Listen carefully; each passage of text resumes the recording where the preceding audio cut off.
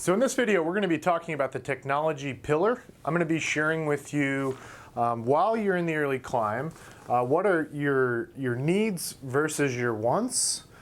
Second, we're going to be talking about what works and does not work. And third, what were some of the early mistakes we made and some of the mistakes other team builders make across the United States. So first off, needs versus wants. So there's a lot of vendors out there that are heavily invested in trying to sell us real estate agents and real estate teams their products. And we get hammered with phone calls, we get lots of emails, we go to the conferences, and there's dozens and dozens of vendors. And every year there seems like there's somebody doing something else, and it's a little overwhelming. And if you are in the early climb stage, this is more important than ever to make sure you focus on where you spend your money from a technology perspective. Your cash is a very, very sacred resource, and you need to make sure every dollar you invest, you're getting a return on investment, because with a limited amount of cash, obviously you're not going to be able to grow and get into the awkward teenager stage north of 150 transactions. So the first thing I recommend you doing is making sure you understand where your leads are coming from. So in the early climb, I think it's very instrumental in making sure you get a great tracking system put in place. So one of the tracking systems I recommend for tracking your inbound phone calls is a call capture system. So there's two different call capture systems I recommend, and we talked about this in the book. The first one is a system called ProQuest. That's kind of like an entry-level call capture system that integrates with your IDX system. It works great. It's the one we actually personally used. And then the second one I recommend, which is kind of like the Cadillac, is VoicePad. Again, integrates with the IDX. It's got a lead distribution backend system. You can integrate it with your CRM, which is phenomenal. So that's the first kind of overarching call capture system I recommend, especially if you have a lot of listings. So if you're very buy-side heavy and you don't have a lot of listings in place, I definitely go with ProQuest first, or wait until you've got 5 to 10 listings or more before you go and get a call capture system. Now, the second component of tracking leads from a call perspective and tracking inbound calls is a system we use called CallRail. So callrail.com, you can go look this up online. And what I love about CallRail is you can set up vanity phone numbers, and in the back end of their system, you can assign a campaign name to that vanity phone number. And then when you log into the back end of CallRail, you can see how many calls you got specific to that campaign. So imagine taking one of those vanity phone numbers and putting it on, for example, maybe you've got a Google Places setup. So when someone searches you, they can find you on Google. Or maybe you've got a website you're driving Google traffic to for buyer leads. Put that vanity phone number on there. Now, let's say, for example, you're spending a lot of money on seller lead generation through Google, and you have a seller-focused landing page. Be sure to put that seller-focused vanity number on that seller landing page. There's an arsenal of different things you can do from a lead generation perspective. And in the early climb stage, and we'll talk more into this in detail when we talk about the lead gen pillar, is keep it really simple. Don't have like 20 different lead generation sources when you're going through the early climb. You only need maybe 3, 4, 5, 6 at the most. So again, kind of a key foundational piece of building your business is going to be tracking where your leads come from and what works. Something you're going to learn about later is about how we really recommend you use some of the more lower cost per lead sources, especially as you're developing your team and trying to turn your agents into conversion ninjas. And that's really important in the early climb. So again, key needs in the beginning from a call capture system are going to be for your signed call capture system. Maybe that's ProQuest or VoicePad. If you're in the early climb, it's definitely going to be ProQuest. And then if you're running a lot of different digital marketing stuff, maybe to generate buyer leads, important you get a dedicated vanity number for that. Okay, so that's number one from a technology perspective, what you really, really need. The second thing I'm going to recommend is a property search website. So there's a lot of companies that do this. One of the ones that I recommend if you're in the early climb is called Real Geeks. So Real Geeks is an extremely cost-effective property search website, and it's also got a back-end CRM. So I think the cost is somewhere between $200 and $250 last I heard. It's got drip emails, texting. You can set up saved searches, and your agents can use it. And the key thing is you really need this because your agents need a way to engage with customers and start managing their pipeline. So this is definitely a need. Now, one thing I want to differentiate is a want. So you may want to go out there and go get the best property search website and the best CRM system. One I recommend for teams that are going into the awkward teenager stage is Sierra Interactive or Boomtown or Firepoint.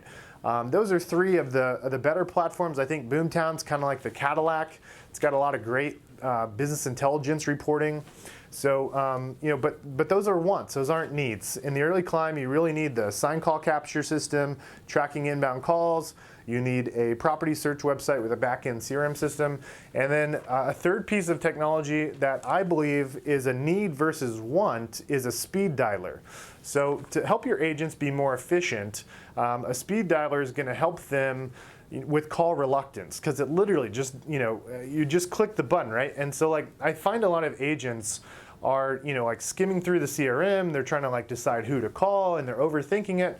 And so they, instead of making 500 dials in a day, they make 50.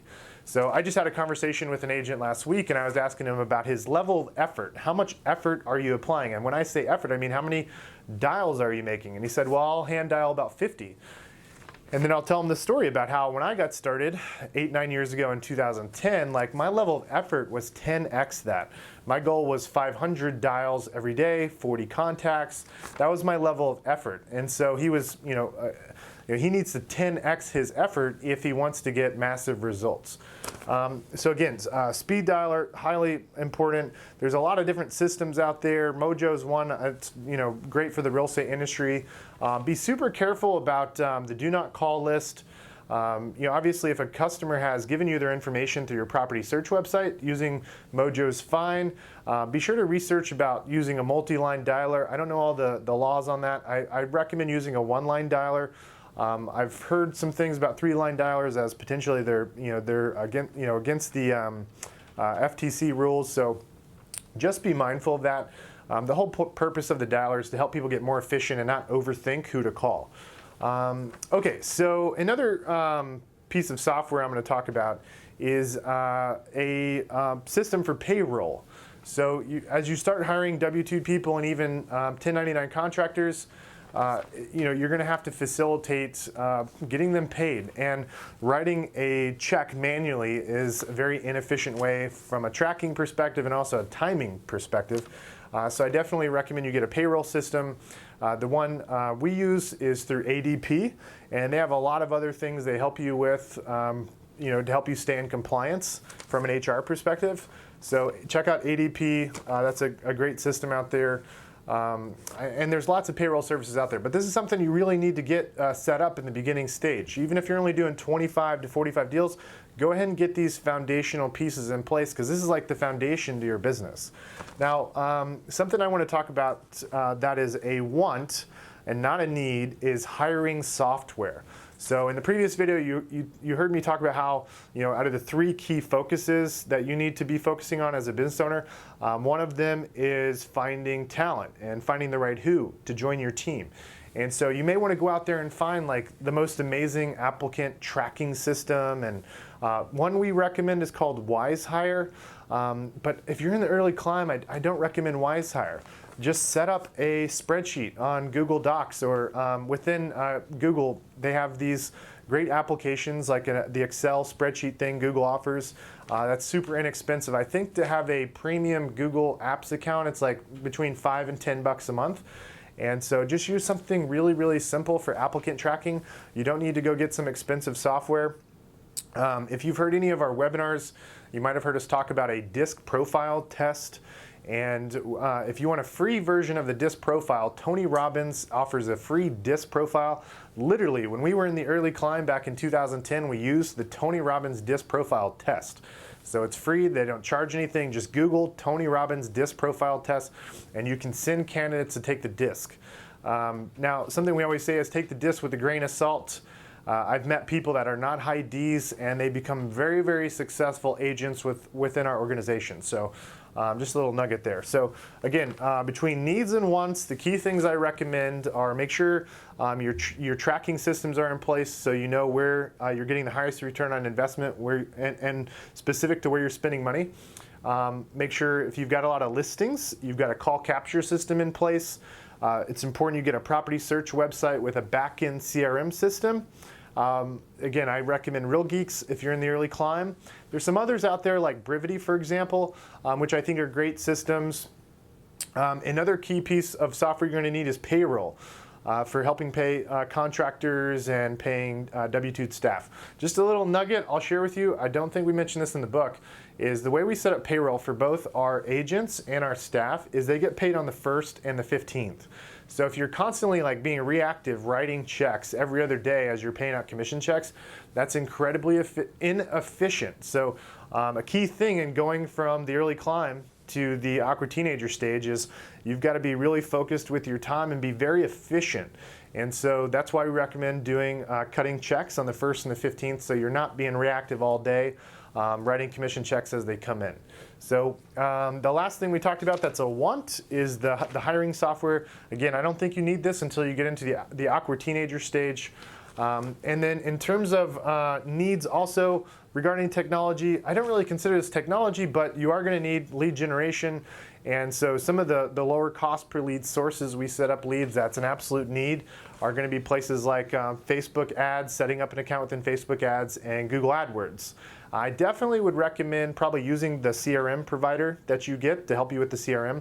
For example, Real Geeks, Boomtown, Sierra Interactive, Firepoint, all these companies, they will help you run your AdWords campaigns and your Facebook ads. I definitely recommend using them first.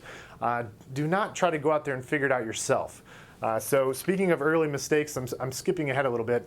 In my early career as an agent, I became obsessed with search engine optimization, Google AdWords, Facebook ad campaigns, and I had somebody tell me once that the only people that are real estate agents and have mastered Google AdWords or Facebook ads or search engine optimization are the real estate agents not making any money. So that was a punch in the gut because I had been literally obsessed with it, but it was true. Like my growth was really limited because I was trying to learn how to be great at marketing when there's a lot of other companies 10 times more proficient at this, and I should have been focused on building the business, finding talent. Those 3 things I mentioned in the previous video, that's where I should have been spending my time. Okay, so what works and what doesn't work? So obviously the things that don't work are the systems you don't use. If you think about a carpenter that does, maybe they make furniture, for example, it's important you focus on using the right tool at the right time. So in the previous video, I talked about scaling, doing the right things and doing them in the right order. So it's really important, you have the right tools, and it's specific to the phase of the growth you are in your business. So again, as I mentioned a second ago, needs versus wants, like Boomtown, for example, is a great system, but it's like the Cadillac, it's $1,500 a month. Now, I know they've got some lesser expensive versions of Boomtown. I haven't personally looked into that. You may want to check that out. But ideally you just have a very basic CRM system, and what works is the systems that you actually use. So something I encourage a lot of people to do is go and pull up your QuickBooks or ask your bookkeeper for your expense detail and go line item by line item. Where did you spend money on technology, and which system have you not logged into in the last 90 days? If you're not actively using the system, cancel it. Don't continue using it. You don't need a lot of oil wells, as I like to call them, oil wells from a lead generation perspective while you're in the early climb. So don't overcomplicate it. Some of the early mistakes I'll share with you guys is, I fell prey, just like everybody else out there, to testing tons of different systems. And when you start developing a team, in your mind you may be thinking like, okay, I'm going to try this new system out, but again, you're the business owner now. You're not the real estate agent any longer. And so, when you go and get a new system, it's more than just you buying into it. You've got to get other people to buy into it. So that requires behavioral changes. and you have to get people to adopt the system. So think about the amount of time it takes to get people to buy in and then change their daily activities and behaviors to start using whatever system it is you want to go out and test. So I made this mistake often and frequently, and I wasted a ton of money. So keep it really, really simple when you're in the early climb. And don't think that you have to go out there and get the Cadillac version of every piece of technology. One other little nugget I'll share with you guys is every business, whether small or big, you're going to have multiple pieces of technology running your business. And the most important thing is to make sure they all talk to one another. So something I recommend is a system called RealSync. That's RealSynch. Realsync.com. This platform helps you integrate your applications, and they integrate real time. It's kind of like Zapier, but it's a bi-directional integration. So this is a way so that you can have multiple applications running behind the scenes. For example, maybe you have multiple lead generation systems and you want to pipe all that lead data directly into your CRM system, so your agents aren't having to log into multiple systems. It helps with speed to lead, and just from a consumer experience perspective, you're able to get back to people faster versus hoping, saying a prayer and hoping your agents are logging into that other system timely. So I'm actually an investor in RealSync. You guys are going to hear me talk about a lot of other technologies and systems. I'm not an endorser of. I'm not a paid endorser for a lot of these systems, and actually the only one I personally invested in because out of necessity I needed it was realsync.com. So check that out. Again, that's a way to really optimize your system, and it's super inexpensive. I think it's like $10 for an agent or $100 for a team for unlimited activity records to be integrating. So anyways, check that out.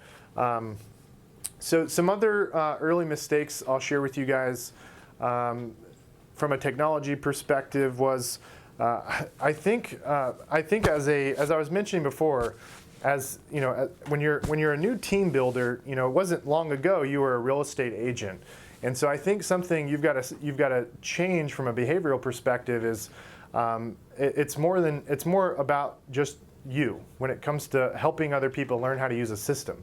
So whenever you go and implement a new system, the things I would encourage you to do are set up sessions. Set up time block an hour to an hour and a half sessions with your team where you guys get in the weeds and start implementing that system together. So for example, I mentioned Mojo. So as a speed dialer. So I was really comfortable with Mojo early on. I just dove in and did it, and I assumed a lot of other people would do the same. And so I was spending a lot of money on multiple lines for the Mojo system, but as I hired people, they wouldn't actually implement and use Mojo.